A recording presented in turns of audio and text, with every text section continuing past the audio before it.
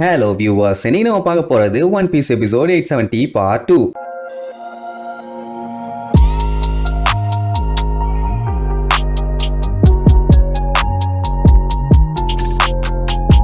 Open பண்ணா நம்ம சஞ்சி pudding ரெண்டு பேரும் ஒரு வழியா கக்கவோ ஐலாண்டுக்கு பக்கத்துல வந்து சேர்ந்துட்டாங்க. உடனே சஞ்சி ஸ்டாப் பண்ணீங்கம்மானா அடிச்ச பிரேக்ல நம்ம புட்டிங் மேல இருந்து கீழே விழ போவா. டாப்னு கீழே விழாம அவளை பிடிச்சிருவான். அவளுக்கு சந்தோஷம் தான், ஆனா கையை தட்டி விட்டுட்டு don't touch me you bloody idiot அப்படின்னு கொஞ்சம் ஓவரா சீன் போடுவான். நம்ம பையன் அதெல்லாம் பெருசா எடுத்துக்க மாட்டான். அவன் அப்படியே அந்த பைனாக்குலரை வச்சு செக் பண்ணி பார்ப்பான். பார்த்தா ஐலாண்டை சுத்தி ஒரு எறும்பு கூட போக முடியாத அளவுக்கு ஏகப்பட்ட ஷிப்ஸ் அப்படியே அடுக்கி வச்சிருப்பானுங்க. இதை பார்க்கும்போது கேட்க லைனா அடுக்கி வச்ச மாதிரி இல்ல, எல்லாத்துலயுமே நம்ம பிக் மாமுக்கு கலைநயம். இப்ப மேட்டர் என்னன்னா, பெரிய பெரிய ஆளுங்க எல்லாருமே ஒன்னா சேர்ந்து இந்த ஐலாண்ட்ல இருக்கானுங்க. அவங்க நினைச்சா இந்த ஐலாண்டையே அழிக்க முடியும். நம்ம ஆளுங்க 4 பேர் போனா என்ன சும்மாவா இருப்பாங்க? பொலந்து கட்டிட மாட்டாங்க. புட்டிங் செக் பண்ணி பார்த்துட்டு என் ஃபேமிலியே இங்கதான் இருக்குது, எங்களோட அண்ணன் ஓவன் தான் எல்லாத்தையும் இங்க கூப்பிட்டுருக்கான். சொல்ல போனா டாப் ஆபீசர்ஸ் எல்லாருமே இங்கதான் இருக்காங்க. அவங்க மட்டும் இவனை நோட்டீஸ் பண்ணாங்கன்னா டண்டனக்கா தான். இவங்க கேப்டன் வர வரைக்கும் எந்த ஒரு கலவரமும் பண்ணாம சேஃப்டியா இருக்கணும். அதுக்கு இவங்க யாருக்கும் தெரியாத மாதிரி அந்த ஐலாண்ட்லயே ஒளிஞ்சிருக்கணும். அப்ப புட்டிங்க அங்க டார்க்கா ஒரு பிளேஸ பாப்பாளா,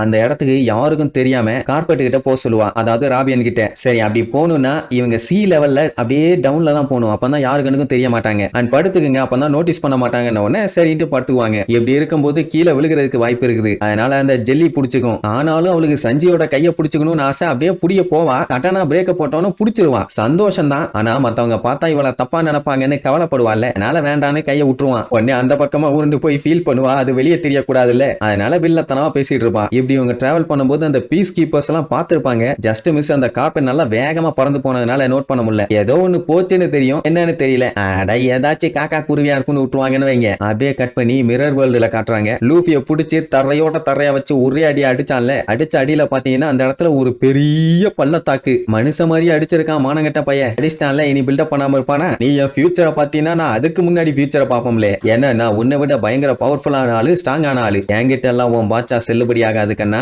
இதோட நீ காலி அப்படி இப்படின்னு பில்டப் பண்ணிட்டே இருப்பான். அந்த பக்கம் இருந்து ரெஸ்பான்ஸே இல்ல. டே ஸ்டார் ஹேட் கேக்குதாடா விளக்கண்ண, வெளிய வாடான்னு காட்டு கத்துவான். அப்படின்னா என்ன, அந்த லூசு பைய இன்னுமே லூஃபி கூட சண்டை பண்ணணும்னு எக்ஸ்பெக்ட் பண்ணிட்டு தான் இருக்கான். லூஃபியும் டேய் வலிக்குதுடா, கஷ்டமா தான்டா இருக்குது, ஆனா பசிக்குதுடா அப்படின்ட்டு வழக்கம் போல பேசுவான். கட்டூரிக்கு பாத்தீங்கன்னா சந்தோஷம், மறுபடியும் சண்டைக்கு ரெடி ஆவான். நம்ம பையலும் சும்மா மின்னல் வேகத்துல பிச்சுக்கிட்டு வந்து இப்ப தான்டா எனக்கு பெட்டரா ஃபீலிங் ஆகுது, உன்னை இதோட பொலந்துறேன்டான்னு சொல்லி மறுபடியும் கம் கம் ஜெட் கல்வரின் பவரை தான் யூஸ் பண்ணுவான். இந்த டைம் கட்டூரி செம உசாரு. என்னன்னா அவன் அட்டாக்கை இவன் ஸ்ட்ரெயிட்டா தடுத்தானா கண்டிப்பா இவனுக்கும் எனர்ஜி லாஸ் இருக்கும், அவனுக்கும் இருக்கும். இவனுக்கு சண்டை போட எனர்ஜி முக்கியம் இல்ல, அதனால அவன் அட்டாக் எல்லாத்தையுமே டைவர்ட் பண்ணி விடுவான். ஆனா ஒரு கட்டத்துக்கு மேல அவனோட வேகத்துக்கு ஈக்குவலா கட்டகுரியாலேயே மூவ் பண்ண முடியல. அவன் பஞ்ச் பண்ற மாதிரி கையை கொண்டு வந்து அப்படியே டைவர்ட் பண்ணி மறுபடியும் அங்க இருந்து டைவர்ட் பண்ணி இவனை அடிப்பான். இது ஒரு கையினா பரவாயில்ல, 2 கையினா பரவாயில்ல. வேகமா பண்றதுனால எக்கச்சக்க கை இந்த மாதிரி வந்தவனே கட்டகுரியால எஸ்கேப் ஆக முடியல. சோ அவனும் அடி வாங்க ஆரம்பிச்சிட்டான். லூஃபி ஃபுல்லா கான்சென்ட்ரேட் பண்ணி சண்டை போறதுனால இவனும் அடி வாங்க ஆரம்பிச்சிட்டான். 2 பேரும் கேப் விடாம ஈக்குவலா மாத்தி மாத்தி கொஞ்ச நேரத்துக்கு அடிச்சுக்கிட்டே தான் இருப்பானுங்க. அப்புறம் வழக்கம் போல லூஃபி அடிச்சு புரண்டு போய் விடுவான். மறுபடியும் ஒரு பிரேக், அதாவது அந்த டைம்ல தான் மூச்சு வாங்கிக்குவானுங்க. அதுக்கப்புறம் என்ன வழக்கம் போல சண்டை ஆரம்பிப்பானுங்க. இந்த டைம் லூஃபி என்ன பண்ணுவான்னா புல்லட்ஸ் மாதிரி அவனோட பஞ்சஸை இறக்குவான். சொல்ல போனா கட்டகுரியாலேயே தாக்கு பிடிக்க முடியல. அவன் பாத்தீங்கன்னா கஷ்டப்பட்டு கண்ணா பின்னான்னு எஸ்கேப் ஆவான். அவன் எப்படி எஸ்கேப் ஆவான்னு பாத்தீங்கன்னா அந்த ரெய்லி அவன் பஞ்சு வைக்கும் போது எஸ்கேப் ஆனாரு இல்ல, அதே மாதிரி தான். ஆனாலும் லூஃபி விடலையா, அட் டைம்ல அவன் மேல ஏகப்பட்ட பஞ்சு இறங்குற மாதிரி பண்ணுவான். அவன் உசாரு ஃபியூச்சரை செக் பண்ணி அவனோட பாடியை மோச்சியை மாத்தி கம்ப்ளீட்டா அதுக்குள்ள பூந்து பூந்து பூந்து எஸ்கேப் ஆகி வருவான். இப்படி எல்லாம் இருந்தா என்ன பண்ண முடியும்? எனக்கு ஒண்ணுதான் புரியல. இதுக்கு முன்னாடி லூஃபி பயங்கர ஸ்லோ, ஐ மீன் நார்மலா இருக்கும்போது, அப்படி இருக்கும்போது அவன் இந்த மாதிரி மோச்சி பவர் யூஸ் பண்ணி மூவ் பண்ணி எஸ்கேப் ஆனான். பட் இந்த டைம் அவன் இருக்கிற ஸ்பீடுக்கு அவன் ஃபியூச்சரையே பார்த்தாலுமே அந்த ஸ்பீட்ல இருந்து எஸ்கேப் ஆறது ஒன்றும் அவ்வளவு ஈஸி இல்லையே. அப்படி எஸ்கேப் ஆனானா கண்டிப்பா கட்டகுரி ஒரு லெஜெண்ட் தான். இப்படி எல்லாத்தையும் எஸ்கேப் ஆகி அவன் காலை வச்சு ஒரே அடி, அவ்வளவுதான் பையன் மறுபடியும் அடி வாங்கி திருச்சு போய் விழுவான். கட்டகுரி முடிவு பண்ணிட்டான், இன்னும் ஒரு அடி வச்சா போதும் சோழிய முடிஞ்சுன்னு. லூஃபி அப்பவும் கெத்தா சொல்ற வார்த்தை, என்ன ஆனாலும் சரி நான் உன்னை விடவே மாட்டேன்டா கொய்யாலன்னு. அதையும் பார்த்தலான்னு சொல்லிட்டு கட்டகுரி என்ன பண்ணுவான், கம்ப்ளீட்டா டோனட்டா மாதிரி மின்னல் வேகத்துல அவனை அட்டாக் பண்ண வருவான். இதே மாதிரி தானே இதுக்கு முன்னாடியும் பண்ணான். என்ன போன டைம் தப்பிச்சு ஓடனா, இந்த டைம் அப்படியே கொஞ்சம் உல்டாவா அட்டாக் பண்றதுக்கு உருட்டிட்டு வரான். ஆனா ஒரே அடியில நான் உன்னை காலி பண்ண போறேன்னு சொல்லி லூஃபி என்னமோ பண்ணி முக்குவான். டீன்னு பார்த்தா பபுள் பபுளா வந்துகிட்டு இருக்குது. சோப்பு தண்ணி ஏதாச்சும் கரைச்சு கொண்டு வந்திருக்கானா?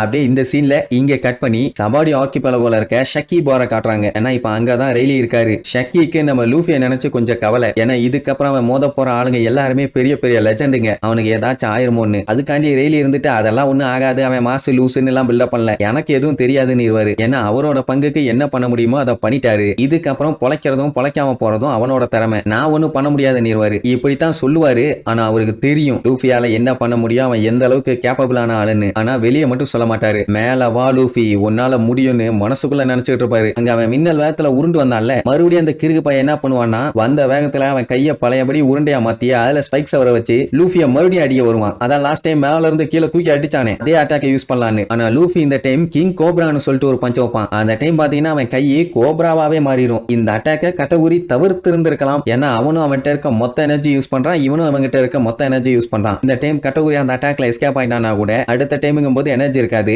ஆனா அந்த லூசு பைய விடலையே, ஒரு கை பாத்தலான்னு ரெண்டு பேரும் அவங்களோட பவர்ஸ் யூஸ் பண்ணி கடைசியா காட்டுத்தனமான ஒரு பஞ்சு, அந்த இடத்துல ஒரு பெரிய சூறாவளியே உருவாகும். நல்ல வேளை இவனுக்கு சண்டை மிரர் டைமென்ஷன்ல இருந்துச்சு. 1000 சனி கப்பல் இருந்துருந்துச்சுன்னா இந்நேரத்துக்கு கப்பலுக்கு மாலையை போட்டு பத்தியை கொளுத்தி இருக்க வேண்டியதான். மொத்தமா காலி பண்ணிருப்பானுங்க சைல்டிஷ் பாய்ஸ். சரி, இந்த சண்டையோட ஃபைனல்ஸ்ல யாரு ஜெயிச்சா யாரு தோத்தான்னு அடுத்தடுத்த எபிசோட்ல பார்க்கலாம். டாடா.